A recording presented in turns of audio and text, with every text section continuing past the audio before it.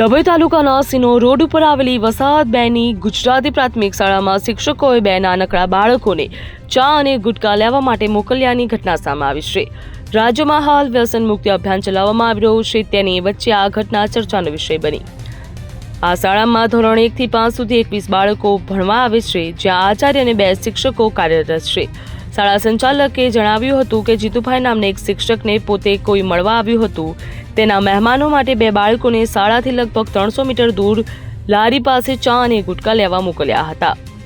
જ્યારે બાળકો ત્યાં પહોંચ્યા હતા તો ગ્રામજનો દ્વારા પૂછપરછ કરવામાં આવી હતી. ત્યારે બાળકો દ્વારા કહેવામાં આવ્યું કે આ બાબતે માટે સ્કૂલના શિક્ષકે તેમને મોકલ્યા છે. શિક્ષકોમાં વ્યસનની આદત તથા તેની અસર બાળકો પર કેવી રીતે પડે તે વધુ તપાસ જરૂરી છે. શિક્ષણ વિભાગ પાસે પણ શાળામાં આવી પ્રવૃત્તિઓ રોકવા માટે કડક પગલાં લેવા જોઈએ તેવી અપીલ પણ કરવામાં આવી છે. બ્યુરો રિપોર્ટ પાકો ગુજરાત.